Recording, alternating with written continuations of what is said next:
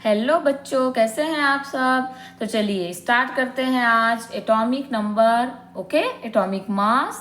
ठीक है, element 1 to 30 जो एटम्स हैं उनके आप एटॉमिक नंबर और एटॉमिक मास को ट्रिक के थ्रू कैसे लर्न करेंगे इस लेक्चर में हम देखेंगे। ओके, चलिए तो स्टार्ट करते हैं। ठीक है, 1 to 30 एलिमेंट्स कौन कौन से होते हैं। फर्स्ट एलिमेंट है हाइड्रोजन। ओके, एटॉमिक नंबर 1, इसका एटॉमिक मास भी 1 होता है। सबसे पहले मैं आपको बता दूं, उसके बाद फिर मैं आपको ट्रिक बताती हूँ आपको कैसे लर्न करना है। ओके, हाइड्रोजन का सिंबल होता है H, atomic number 1 and atomic mass भी इसका 1 ही होता है। हीलियम सिंबल होता है He, atomic number 2 and atomic mass 4। Lithium symbol Li, atomic number 3, atomic mass 7। Beryllium symbol होता है इसका Be, atomic number 4, atomic mass 9। Boron इसका सिंबल होता है B, atomic number 5, atomic mass 11। Carbon symbol होता है C, atomic number 6, atomic mass 12। Nitrogen N symbol 7, atomic number 14, atomic mass. Oxygen O, 8 atomic number and 16 atomic mass. Fluorine F symbol होता है 9 atomic number and 19 atomic mass. Neon Ne symbol 10 atomic number, 20 atomic mass.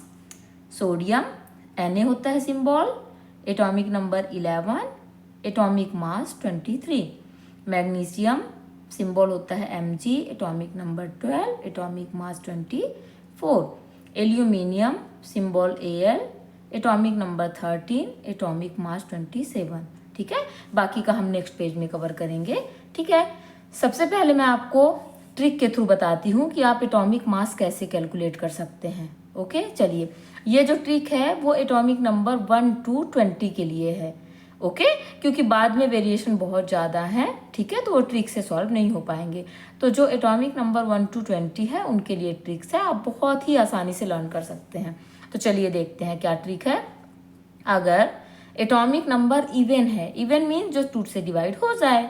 Okay, even means जैसे 2, 4, 6, 8, 10, 12। Okay, ये सब even numbers होते हैं। अगर atomic number even है तो हमको कुछ नहीं करना है, एटॉमिक नंबर को 2 से मल्टीप्लाई करेंगे तो एटॉमिक मास आ जाएगा। ओके, जैसे मैं आपको एग्जांपल बताती हूँ। हीलियम, हीलियम का एटॉमिक नंबर कितना है 2। 2 एक इवन नंबर है, तो इसका एटॉमिक मास निकालने के लिए हम क्या करेंगे, 2 इंटू 2, 2 इंटू एटॉमिक नंबर। ठीक है, तो 2 है और एटॉमिक नंबर भी इसका 2 है, 2 को 2 के साथ मल्टीप्लाई किए तो 4, मतलब 4 क्या है इसका बेटा, एटॉमिक मास है। ओके, चलिए एक और एग्जांपल देख लें। 6 कार्बन, कार्बन का एटॉमिक नंबर कितना है 6 है। ओके, 6 क्या है, एक इवन नंबर है। ठीक है, इसलिए इसका एटॉमिक मास कैलकुलेट करने के लिए हमें कुछ नहीं करना, बस 2 से आप मल्टीप्लाई कर दीजिए, एटॉमिक मास आ जाएगा।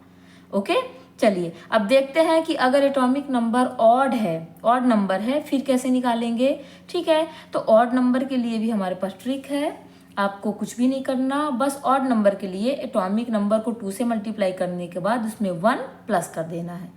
ठीक है, इवन नंबर के लिए आपको केवल 2 से मल्टीप्लाई करना है, ऑड नंबर के लिए आपको 2 से मल्टीप्लाई करके उसमें 1 को ऐड कर देना है, जोड़ देना है।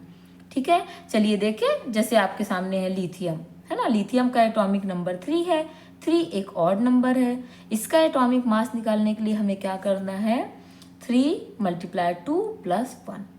ओके, ये आ जाएगा आपका 3 2 जा 6 और 1 7, 7 क्या आ गया इसका एटॉमिक मास। ओके, आप बहुत ईजिली निकाल सकते हैं 20 एलिमेंट, 1 to 20 एलिमेंट का। ठीक है, इसमें कुछ एक्सेप्शन है जिसको मैंने अलग से डिनोट कर दिया है। ठीक, जैसे आप देखिए 4 बेरिलियम, बेरिलियम का एटॉमिक नंबर 4 है। ठीक है, तो इसके हिसाब से 4 एक इवन नंबर है, तो इसको 2 से मल्टीप्लाई करके आ जाना चाहिए था, लेकिन इसका जो एटॉमिक मास है वो 9 होता है। मैंने 3 ही एक्सेप्शन है 1 to 20 तक, वो मैंने अलग से लिख दिए हैं। ठीक है, आप उनको लर्न कर लीजिएगा। जैसे नाइट्रोजन, ठीक है, नाइट्रोजन का एटॉमिक नंबर 7 है, ये एक ऑड नंबर है। ऑड नंबर को हमको 2 से मल्टीप्लाई करके 1 प्लस करना था, लेकिन ऐसा नहीं है, ये जस्ट डबल है इसका एटॉमिक मास, 7 2 जा 14। ओके, और ऑर्गन, ठीक है। ऑर्गन के केस में क्या है, इसके केस में भी जो एटॉमिक मास है, ठीक है, वो एटॉमिक नंबर के डबल से ज़्यादा है, ठीक है। 18 इसका एटॉमिक नंबर होता है और इसका एटॉमिक मास 40 होता है, ठीक है। मैंने अलग से इनको डिनोट कर दिया है, ठीक। आप बहुत ही आसानी से निकाल सकते हैं और आपको लॉन्ग लास्टिंग, मतलब आपको बहुत लंबे समय तक ये लर्न रह जाएगा, आपको बार बार भूलेगा नहीं कि हम एटॉमिक मास कैसे निकालें, है ना। 1 to 30 एलिमेंट के एटॉमिक नंबर तो सभी बच्चों को याद करना ही पड़ता है ना, लेकिन एटॉमिक मास बहुत जल्दी याद नहीं होते बच्चों को, ठीक है। इस ट्रिक से आप बहुत आसानी से निकाल सकते हैं। चलिए आगे के एलिमेंट्स का एटॉमिक नंबर और मास देखते हैं। सिलिकॉन, ठीक है, SI होता है इसका सिंबल, 14 एटॉमिक नंबर और 28 एटॉमिक मास। देखिए ये एक इवन नंबर है ना 14, ठीक है। इवन नंबर को हमने क्या कर दिया है, 2 के साथ मल्टीप्लाई कर दिया है तो ये 28 आ गया है, ओके। फॉस्फोरस P, ठीक है, P इसका एटॉमिक नंबर 15 है। ऑड नंबर के केस में हमें क्या करना है बेटा, 2 के साथ मल्टीप्लाई करके 1 प्लस करना है, तो 15 2 जा 30 और ये 1 प्लस कर दिए तो 31 आ गया। सल्फर, सल्फर का सिंबल होता है S, एटॉमिक नंबर 16, और क्योंकि ये एक इवन नंबर है तो इसको 2 से मल्टीप्लाई कर दिए हैं तो इसका एटॉमिक मास आ गया है 32, ओके।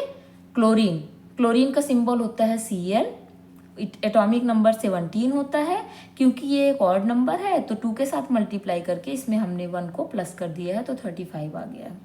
ऑर्गन, आर्गन 18, ठीक है। मैंने जैसे अभी बात की आपसे कि आर्गन आपको अलग से लर्न करना पड़ेगा, ठीक है। ये डबल का भी इसमें 2 प्लस हुआ है, इसको डबल करके इसमें 4 प्लस हुआ है, ठीक है। इसको आपको अलग से लर्न करना पड़ेगा। पोटेशियम, पोटेशियम का एटॉमिक नंबर होता है 19, ये एक ऑड नंबर है, ठीक है।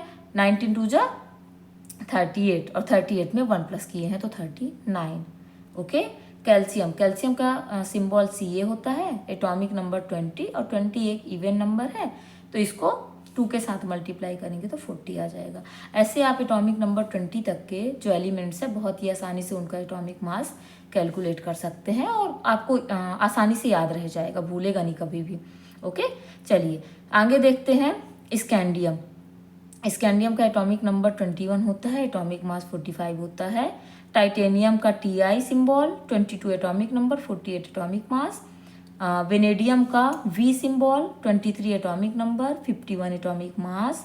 Chromium Cr, 24 atomic number, 52 atomic mass.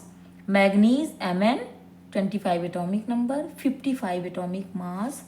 Iron Fe, 26 atomic number, 56 atomic मास।